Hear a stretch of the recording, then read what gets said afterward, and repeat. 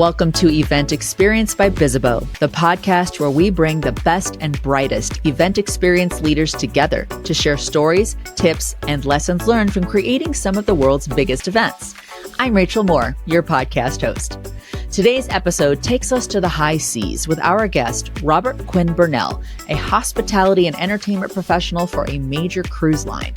Quinn will share with us about generational differences in hospitality expectations, the significance of team care, and practical tips for event planners to enhance guest experiences. You'll also hear the word awe bandied about frequently as something we should definitely shoot for in every event experience.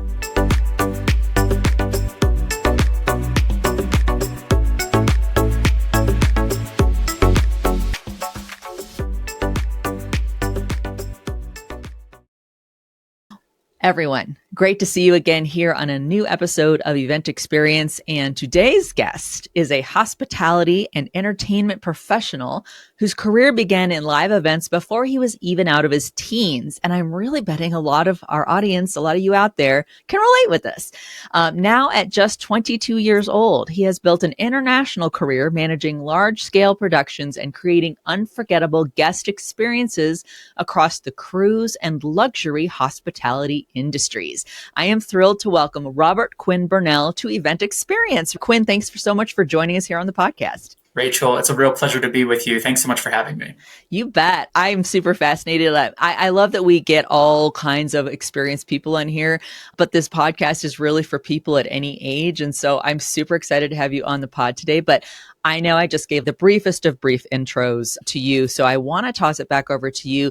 Tell us a little bit more about yourself, Quinn. Like, what's your day-to-day like, your roles and stuff? And feel free to get professional / personal, but tell us a bit more about you.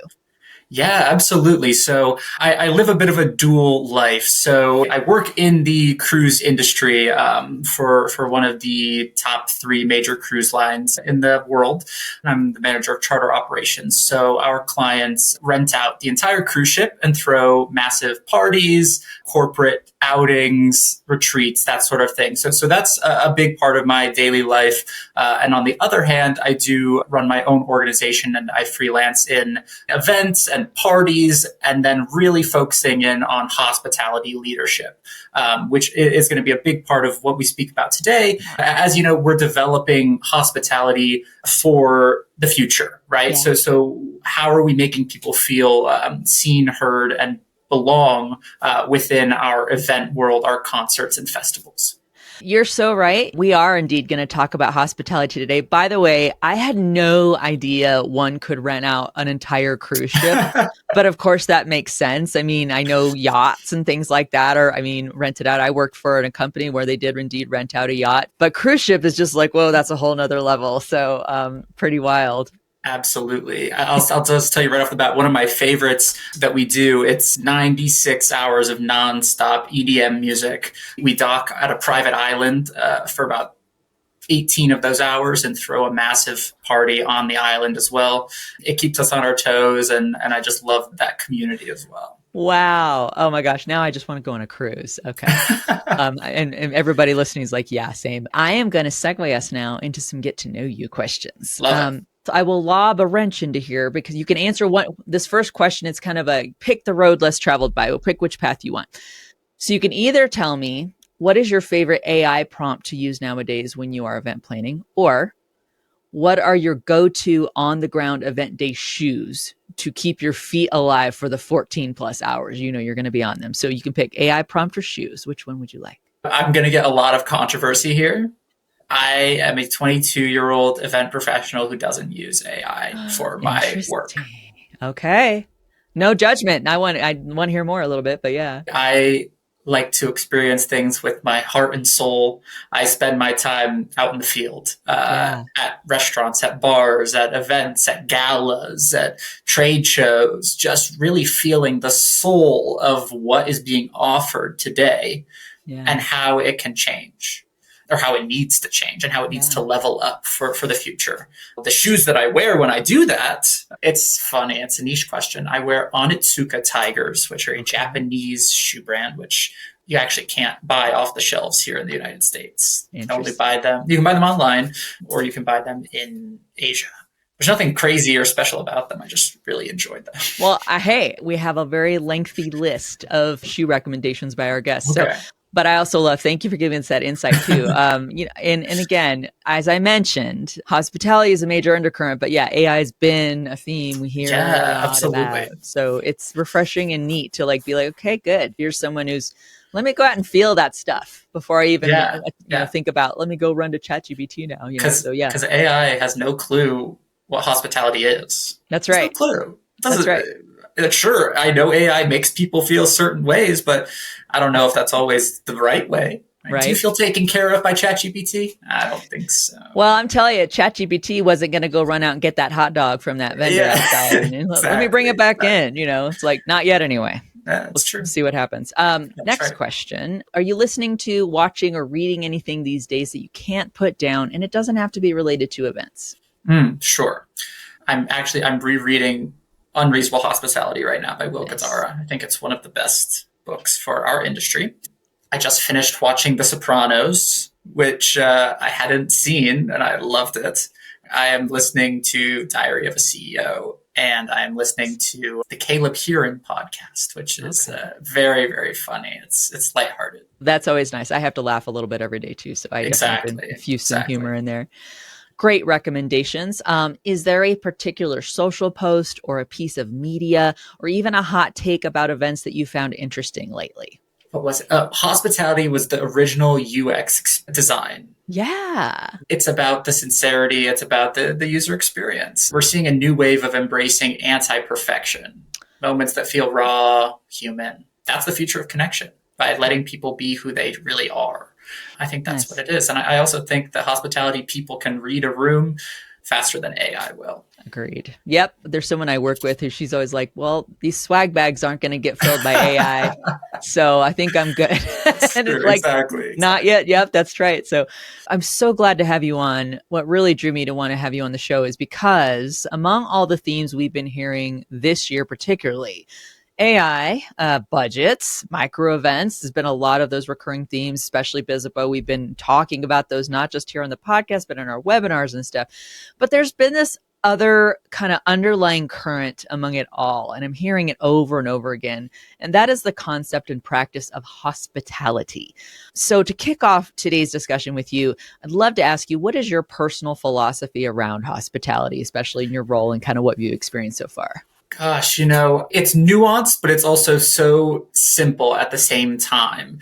I really believe that hospitality comes down to its core of making people feel cared for and anticipating their needs before they come. And, in the event world and in the festival world, we often find ourselves going to a place of operation, right? Yeah. What's the most efficient? What's the best way to do things? So hospitality really turns into emotional intelligence in action is how I see it. Because in your day-to-day relationships, whether that be romantic, your platonic, your friendships, you have to anticipate other people's needs and really make an effort to make those people feel that they have belonging in your life and that you bring value to their life, right?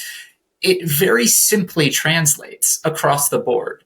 And I discovered this back during the pandemic time when everyone was, hurting for work, and I had become a server at a restaurant. And it was my first time ever being a server. And I just implemented a few simple pieces that are just making people feel more taken care of. And that resulted in quite a big movement and what has driven me into the hospitality industry. Hospitality can't be scripted. It's personal. Mm-hmm. And that is the piece that a lot of people struggle with. When we're planning and when we're working in operations, which I do, it's very easy to look beyond that. It's really about creating a place where people feel like they belong. You want to be able to surprise people with what you do. We'll touch a little bit later on the theory that I have around awe, AWE, as it's very important. That's my take on hospitality. You said a lot there that I think is super crucial. By the way, emotional intelligence or EQ is one of my favorite concepts out there and realities. I mean, how many of us, we know when we're working or engaging with someone who has good EQ, high EQ, or, oh no, that's not a muscle they tend to exercise. It is night and day difference. And so I really appreciate that you really put the emotion into it. I think all of us can relate to this. It is so easy to fall back on that checklist, get super operational, like you said, where it's like, I'm just getting things done that need to get done. Well, that person across from you isn't just an item on your checklist. They are a living, breathing human being with their own. They had a morning. They've got a background, or maybe they're doing great, maybe they're not, but that matters. And that's going to surpass your checklist. So I am so excited. I want to dig into this more with you too, because this feels super, the intentionality that we've all been kind of striving to do. And it just really demonstrates that there's more to it. I already mentioned this, like our listeners range across generations. And hospitality, I'm Gen X, for instance. I am not 22. I am 50 right now. And between you and me, hospitality can mean very different things. I can think of, for instance, in the past, whenever I've applied to a job or my kids had a birthday party, I always send handwritten thank you notes, went out. Whereas nowadays people are like, I'm going to send an email, chat, text, whatever. It's different. So what do you think today's generations of planners should know and feel about hospitality and events, keeping in mind, even our listeners and event planners today range across those generations. We cover all the bases there, but what should they be keeping in mind? Absolutely. And, just first of all, what word comes to your mind when you think that the world is changing from sending handwritten letters to emails and texts? Digital. I mean, it's faster. It's digital. To me, it feels like just very online, and that's where they're going to see it, I guess. That's true. And the word I describe it as efficiency. Yeah. Yeah. And as the world has changed, I find that Gen X values efficiency as one of the top pieces, because you're moving very quickly. You have a very busy life. You have a lot to provide for. So you want to be efficient. You want to still let people feel taken care of, but you like efficiency. Also, oftentimes when we're out in the world, people value efficiency within that demographic. Now, baby boomer generation values familiarity. That makes them feel welcome and taken care of and heard and seen. It's what feels normal to them and familiar. And Gen Z, it changes to authenticity. It's not perfection. It's authenticity. And the through line there is emotional resonance, right? It's the want or the need to feel like you're a part of something. Yeah. It runs through each piece of that aspect of hospitality. And I think that that's where it comes into the importance of being able to recognize hospitality through events. Yeah. We need to focus less on micro trends. We need to focus less on this. And we need to focus more on how people feel during and after the experience. That is what we're developing. Data helps us plan, but empathy keeps people coming back to our events, to our spaces, and it keeps clients sharing your information and recommending you to further work. I so appreciate that too. And thank you too for breaking that down amongst generations, because I have a feeling, again, an operationally minded event planner might be like, great, I do need to have a hospitality factor in there. But my audience of, whatever your target audience is probably spanning multiple generations. So are they thinking, well, I've got to create something different? Or they're like, well, what can I do that will tick all the boxes for all those different generations? And you gave that to us, that emotional resonance. Every person, whether it's me as a Gen Xer or you as a Gen Z or a millennial or a baby boomer, they want to feel like they're part of it. How do you get them across that line? So I thank you for providing that, because I think that can help say, great, okay, I can do that. What are those ways and activations, and what kind of environment can I structure that make sure that they have that, right? And I'd love to share just a funny story about that. So I'm the type of person that I enjoy absolute top-notch fine dining service. I come from a restaurant background. Growing up, my family owned and operated restaurants. My father was an executive chef. I really value that. I have a standing table at Le Bernardin in New York. Come on, nice. We like to have a good time here. Yeah. But speaking to the desire for authenticity, I'm also a regular and have lunch multiple times at the diner in my town. The diner is the diner that inspired the Norman Rockwell painting, of the police officer looking at the boy. Yes, exactly. So it's that diner that Norman Rockwell got the inspiration. And the prices are still from the 90s. Wow. You can get in and out of there under $10. It's great. But I'd say the service is far from perfect, right? Sure. It is a small town, local diner with maybe 20 seats in the whole place. The authenticity part. It feels like you are in an episode of a sitcom. There's no option to not be a part of the story, right? So it's everyone's interacting with each other. Everyone's speaking and having a good time, And I think that's where that authenticity piece comes in. Yes, do I enjoy perfect 5-star service? 100%. But I also equally enjoy an authentic experience that feels down to earth, grounded, and not like it's trying to be something else. And I think that that's where we run into a big issue with events these days is we're putting on a mask of hospitality. It's Right. not about putting on a show. It's about really developing those skills and ideas to really get that point across because people can see through fake hospitality. It's pretty easy. But when you're really considering how you're making other people feel, that's when you make a difference. Yeah, no, for sure. Thanks for sharing that too. That's such a great thing to highlight as well, because one person's going to want to go do something different. Like you're going to have different things you want to engage with where it's like, yeah, I want to go out for a fancy dinner, have the full pristine dining experience.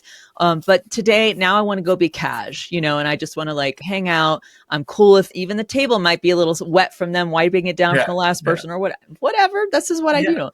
That is super key too, because setting those expectations is important. So the person knows what they're in for. And then you can surprise and delight from there, right? But I love that you gave that as an example of how you are equally delighted whether you're in one of those situations or the other, because your expectation of what you're going to get and what you're appreciating. And as you said, that also, again, highlights that difference of like, well, is it familiarity? Is it authenticity? Is it efficiency, et cetera? Or, something super elite feeling, right? Just one extra thing to highlight here, and I want to focus specifically just for a moment on the wedding industry. Yeah. And that is realistically what the client is paying per person, per head, is often close to that of a Michelin-starred restaurant, right? We're talking a couple $100 a head, right? At the very least, with a lot of the weddings that happen that I've been involved in. I mean, these are $60,000, $70,000, $80,000 weddings. There's a level of expectation that comes with the hospitality, right? And I think too often we see that fall short because the wedding industry is seen as side work or side hustle, hospitality work, especially, the people that we're hiring for servers and restaurant side of the wedding. And I think that's where we could really see some development within the industry is how we can train and develop our staff further into those industries when there is an expectation that comes with a price point. We'll be right back with more event experience after the break. From backstage to the spotlight, the Event Experience podcast by Bizzabo gives you a front row seat to the event industry's most captivating stories. Want to get more out of each episode? Visit bizzabo.com/podcast. That's bizzabo.com/podcast for show notes, transcripts, links, and resources mentioned in each episode, and more. The Event Experience podcast by Bizzabo, where events become unforgettable experiences. We're back with Quinn Burnell to tackle how team leaders can be training up their event employees to truly deliver authentic hospitality. Well, you're segueing me perfectly into what I want to go into next, because a lot of our listeners might be team leaders of event planners or brand leaders, where you're like, you've got an eye over how successful your event experiences, your activations are, but you have a team of people that need to execute those for you and get the results that you're looking for. So I want to ask you this then, what do team and brand leaders today need to be mindful of around hospitality in the experiences that they and their staff are delivering? That's a really great question. And the surface level answer is the tale as old as time. And if you're listening today and you've heard this many times, but you really haven't made a change yet, please, this is the number one piece. And that is that if your team doesn't feel cared for, they are not going to care about your guests. Mm-hmm. Very simple. That piece that we were just talking about, that so many of the staff that are hired for events are temporary workers, right? They're only being hired and paid for that one event. So why should they care? If you aren't showing them that you care. No one wants a flustered team leader running around saying who tied the seat cushions on backward and all this stuff, That's the core piece of it. The next piece there, once they feel cared for, it's giving them the space of structure with spontaneity to not structure every minute and every piece of their service.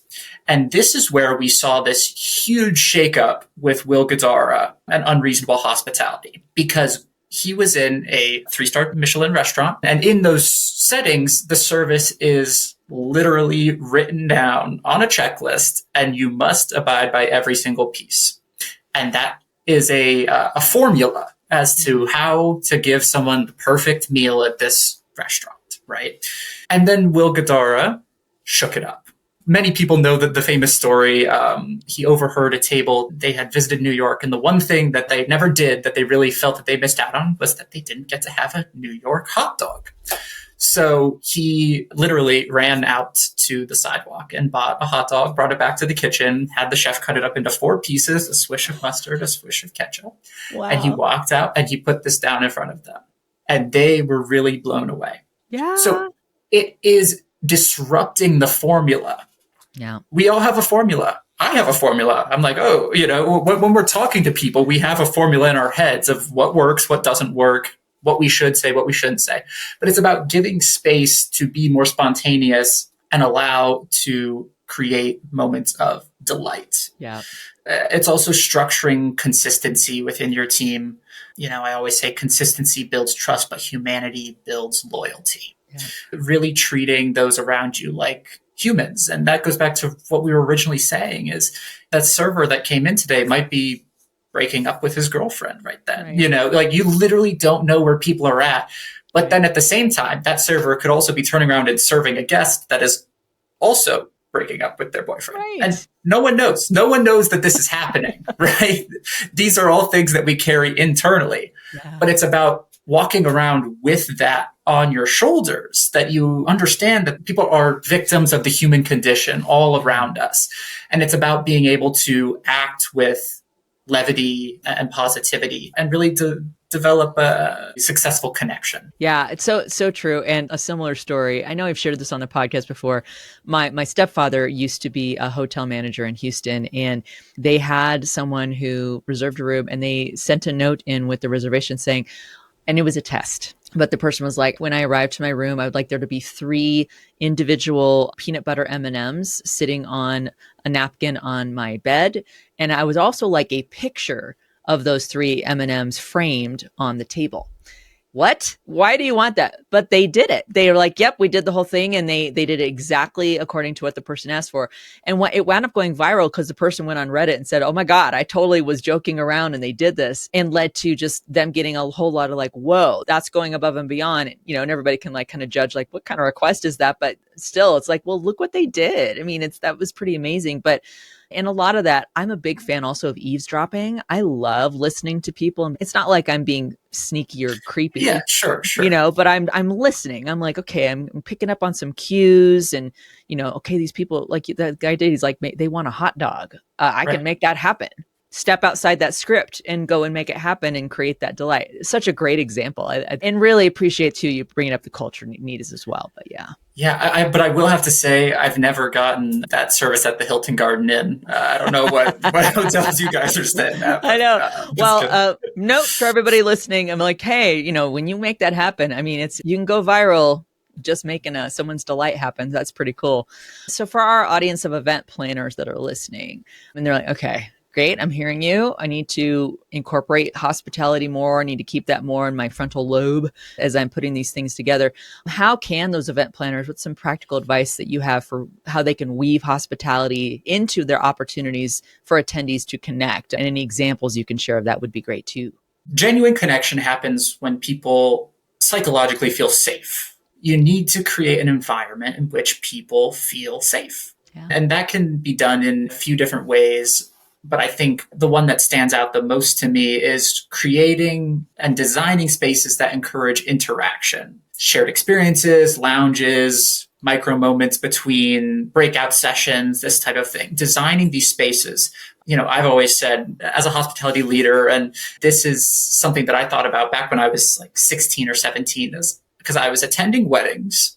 Personally, I cannot stand this whole white folding chair, sitting in circle tables situation. Yeah. I've always said that my wedding, it'll have a seated dinner, but we'll have lounge spaces. Yeah. We'll have couches. We'll have coffee tables. We'll have different environments in which people can be drawn to feel more comfortable. Yeah. One of the best dining experiences I've had was at the Stissing House in upstate New York. We had a great meal all the way through, and then it came time for dessert. And mind you, when you first walk into this restaurant, you don't get seated right away. They have you, sit down in the lounge, order a drink, whatever. Yeah. That lounge at the beginning, I was like, oh, this is very interesting. It's like old couches and chairs and a wood fire, and you're kind of lounging around, and then they come and bring you to your table. Yeah. At the end of the meal, I'm full. The dessert menu comes. You definitely want dessert. And so I was thinking, and I said to the server, I said, do you think I could maybe take my dessert in the lounge? Because who doesn't like eating their dessert on the couch? It feels normal. It feels natural. So she said, let me go ask. She said that no one has ever requested to have their dessert in the lounge before. And I thought that was so odd. And so she got the approval, and, we went over, and they had set the coffee table for us with the tablecloth and the fork and the knife, whatever. It was very, very sweet. But, it's moments like that that make you feel safe and taken care of. And by allowing people to be in their element where they feel safest and feel comfortable, I feel comfortable eating a brownie on the couch instead of sitting, with my fork and knife in this fancy dining room. That's just one of those simple examples. Everybody, we're all, we're event planners, but let's imagine, because, we've all been to events. So let's all put ourselves in our shoes of, I'm walking into a trade show. I have gotten off a plane probably in the last little bit. I'm staying at a hotel that is not like my house. Maybe I've been able to cram like my slippers or something into my carry-on or whatever, but I'm limited into so far as like how I can make now this environment I'm in feel more like home. And we all miss home. Yes, it's fun to travel, but man, you come across something like that where you're like, I have given you the opportunity to sit in a recliner or sit on something that's similar to your couch, tuck your knees up underneath you if you want. Maybe there's a blanket and a pillow, and you can actually eat your dessert there and feel like you're home. And I also loved in a couple of your answers, you really harkened back to like Maslow's hierarchy of needs, where you're like, these are just the fundamental, the base things, needs that you can meet for these attendees that might feel very instinctual and visceral, but it's like, if you meet those, then you get up to the higher processing stuff. But by meeting those simple needs, oh my, I feel like I'm back home. Instantly trust, instantly feeling safe, like you said. Just really great examples of not heavy lifts either to bring people into that safety space. And the possibilities after that are endless. Absolutely. You're so right about that. And, one of the other things that I love to do to keep people speaking about my events once they leave is obviously creating unforgettable moments. It sounds simple, but it also sounds very hard at the same time. In my brain, I'm like, okay, I think it's doable. And I'll use, for example, one of my favorites, which is so we do a lot of music festivals on the cruise ships. Recently, we implemented a new concept that has been working really well, and people are still talking about it, which is great. One of the unique things about going on a music festival on a cruise is that the artists are on the same ship as you, and you can't escape. No one's going anywhere. And I'll say 99% of the artists usually just stay in their suites, order room service, whatever. It's like a normal festival. But we're often able to convince a few artists to, for example, come down and play in the casino. Nice. Right? They'll sit alongside the people that are there to attend their festival and attend their concert, and they'll play some blackjack, and they'll just draw it out and have fun. So it's integrating these moments that, once again, people are in an environment that they feel safe. You're not asking them to come into a meet and greet where it's awkward and stuffy, and stuffy, and they're about to walk up to a celebrity and they're nervous and they have butterflies in their stomach. No, you're bringing the celebrity into an environment that they are already in, they feel safe, they feel comfortable. And then maybe in that moment, they actually can ask that celebrity a question that they wanted to, because they're not in their head and all flustered, right? They're just normal and engaging. And it's about reworking the perception around it at its very core, thinking, how is this experience going to make people feel? Yeah, exactly. Going right back to that feeling. And I love that too. Like you're not making them do all the work. You're bringing things to them again. And of course, they can ask for things too. I'd love to, I'm just going back to where like, you talked about going off script sometimes where, like a Michelin star, restaurant is going to have a very scripted experience, but that hot dog thing was unscripted. And like, even you saying, well, can I go eat my dessert on that lounge area over there? Unscripted, right? It's okay to ask to go rogue. And like I said, who knows what could happen then? Because if that's in my power and that's not, why not go do that? And who knows if that might bring to you the next opportunity to be like, that was a really great idea. Let's do more of that. Right. Exactly. Yeah. And I totally left out the part at that restaurant. If people are familiar with the comedian Eric Andre, he was one of the Impractical Jokers. He was also at the restaurant at the same time with his friends. He took the entire kitchen staff outside and everyone in the restaurant.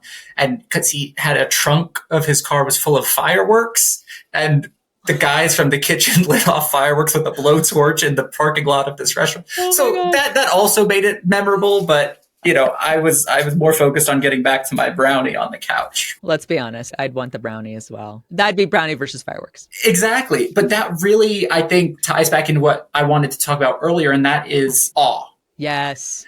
I read a really interesting study recently that kids in school are experiencing way less awe than generations before.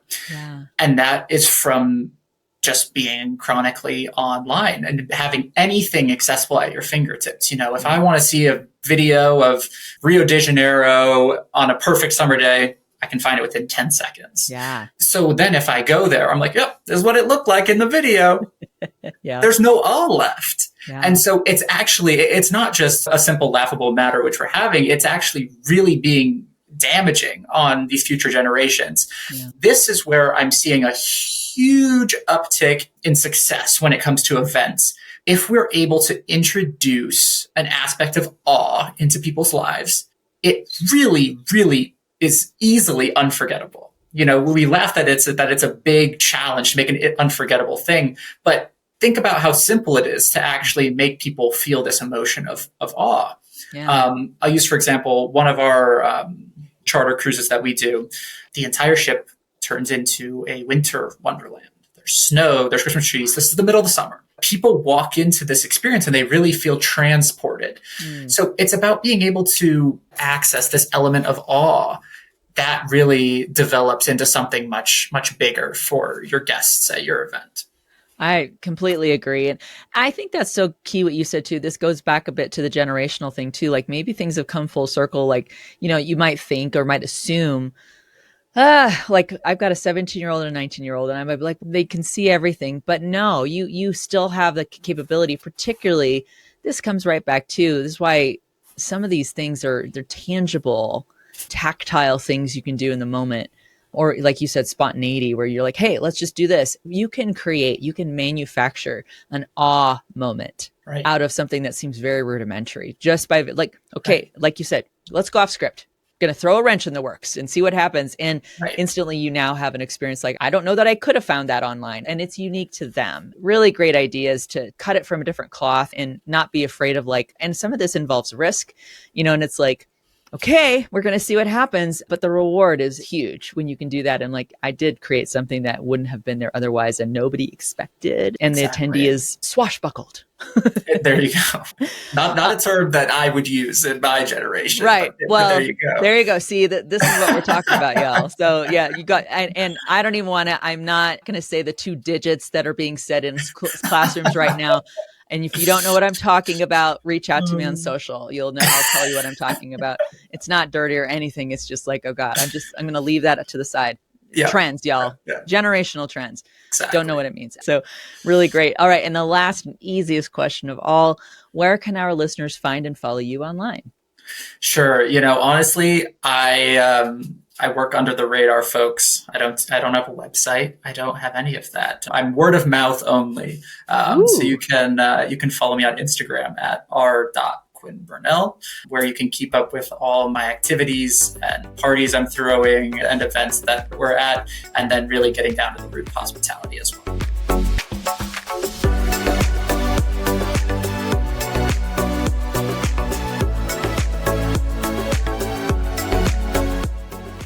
Quinn's advice to skill ourselves up is specifically directed at folks based in America. It's time to get your passport busy. Get your mind out of America. There is so much better hospitality outside this country. Like we were just speaking about trends, don't chase them. I am a staunch anti-trend chaser. I think we need to be focusing more on international design. That each of your touch points should have purpose and be intentional. As an event professional, you need to be able to stand in the middle of your room before the guests get there and close your eyes and think about, what do I hear? What do I smell? What do I taste in the air? What do I feel around me? By taking this moment to analyze every piece, you can quickly weed out the things that aren't intentional. You hear some silverware being cleaned from the kitchen. Well, that's not intentional. Do you want your guests to experience that? Of course not. Of course not. It's by taking that moment of calm in the storm to be able to really analyze and have that. And going back, our first question shouldn't be, what will X look like? It should be, how will X make our guests feel? Yeah. Hospitality isn't what you do. It's how you made them feel. It's very, very simple. And that's the root that comes down to it, is being able to take a step back and put yourself in. Because truly, we know a lot of the professionals that are attending these major events, whether it's weddings, people are often saying, oh, okay, I gotta go to another wedding. They know the drill. Same thing with trade shows, convention shows. Okay, I'm being sent to another trade show, same, staying in the same stuffy hotel. Think about how easy then it would be to set yourself as an outlier by just changing a few simple things and really making people feel taken care of. Thanks again to Robert Quinn Burnell for joining us on Event Experience, and thank you for listening. If you're enjoying the show, we'd love to hear it. Connect with us on social and subscribe, rate, and review us wherever you're listening. Also, don't forget to share the show with your colleagues and friends. You can find transcripts of each episode and key takeaways on bizzabo.com/podcast. On behalf of the team, thank you. We'll gather again soon for a new episode of Event Experience.